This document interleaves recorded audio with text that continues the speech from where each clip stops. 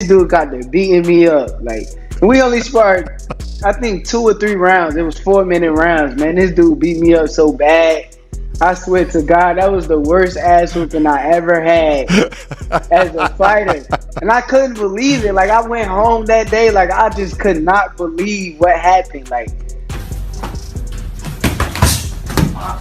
right, so why people even talk like he the best at, he didn't even fight at 135 yet. Right. He didn't even have power at 126, 30. News that Shakur Stevenson was knocked out by Terence Crawford in sparring hits harder because Shakur admits it himself. This isn't a gym rumor, it's a reality check. When he talks about levels and getting beat up, it reveals vulnerability. That's where Teofimo Lopez thrives. He smells doubt and turns it into damage. I couldn't believe it. Like, I went home that day, like, I just could not believe what happened. Like, because it don't happen to me. I was a kid and I used to spar with pros. I used to beat up on pros all the time. Like, it was something new. And once he beat me up, the next time we sparred, I always made sure, like, this is going to be different. You ain't going to just beat me up. Like, I honestly feel like from that sparring session and just being around Bud Crawford, he's a major reason of why I am who I am. He actually let me know it was levels and I had to step my game up. Gervonta Tank Davis puts it in the sport's rawest terms. Skill matters, movement matters, but none of it guarantees you won't get hit. Once you accept that contact is inevitable, the fight becomes about survival. That's where Teofimo Lopez turns dangerous, because pressure strips away comfort, and comfort has long been Shakur Stevenson's shield. He didn't even fight at 135 yet. Right. He didn't even have power at 126, 30 or none of that. He is good. Okay. How can you, all that's just okay. How can you stop people that can actually hit? No matter all that boxing, you going to get hit. Duke McKenzie doesn't sugarcoat it. Getting knocked out in sparring shreds the illusion. World-class fighters aren't supposed to get folded in the gym, especially by men climbing weights and levels. That moment, he says, hangs over Shakur Stevenson like a stain. And Teofimo Lopez is the kind of fighter who can turn embarrassment into exposure on fight night. I don't think he's world class. He's not really my cup of tea. I mean, I don't look at boxing probably the way you do or most sort of fans do. I look at it. Derek Chisora tries to frame a sparring knockout as a lesson, something that can be corrected. But getting knocked out isn't just a technical mistake, it's a warning. When the lights go out, confidence can leak with it.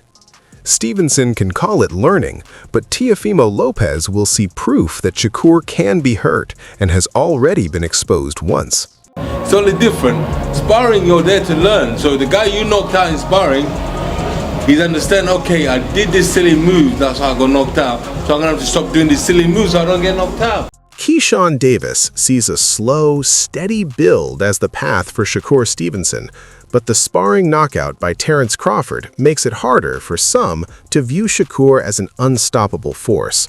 Winning early rounds won't erase the image of being dropped. Teofimo Lopez, meanwhile, thrives on hesitation and weakness, turning even a small crack into a decisive edge.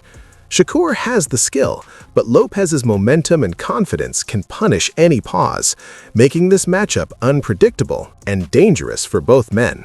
End of the era, it may have been Teo and Shakur, especially if you would never fight Shakur, right? How do you see this fight playing out? I see it playing out, let's say, I see it starting off slow. Okay.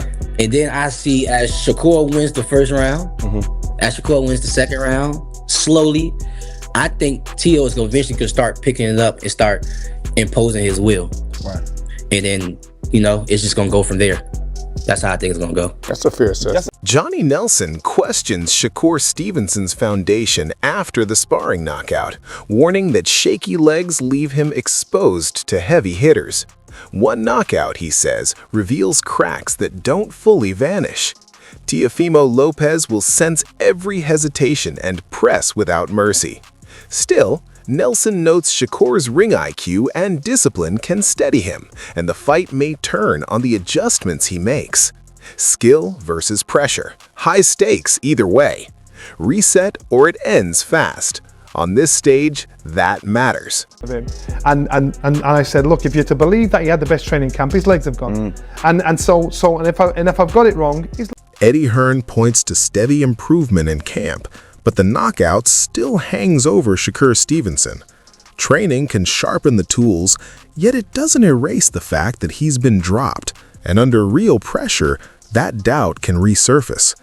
Teofimo Lopez thrives on exploiting small cracks, and in a fight like this, every hesitation matters.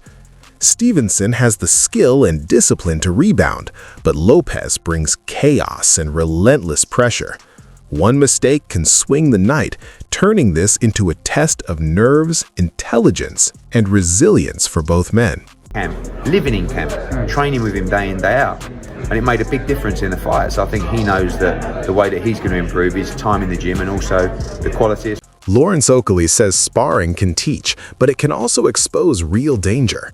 Shakur Stevenson's knockout is proof he isn't untouchable, and moments like that don't disappear.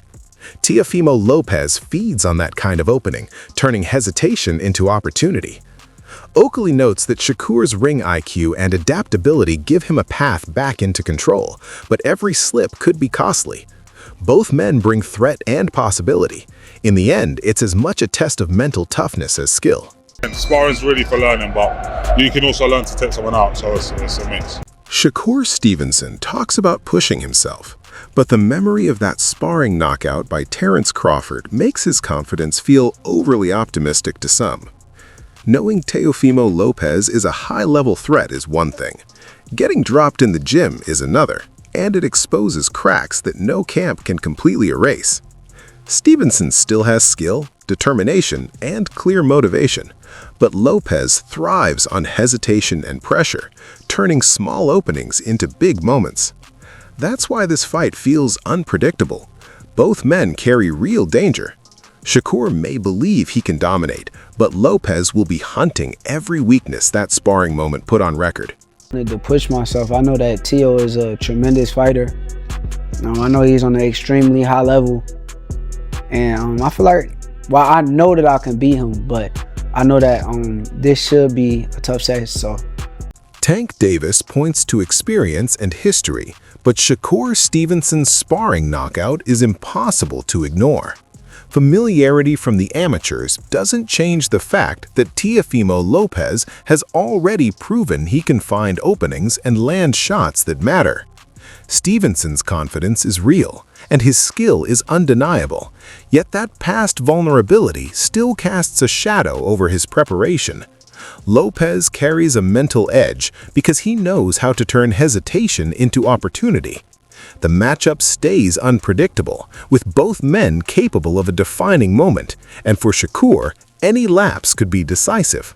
Me and Shakur had talked about this shit before it was actually official, and I'm like, cool. You know this nigga can fight, right? Cool, like, nah, bro, I know, bro.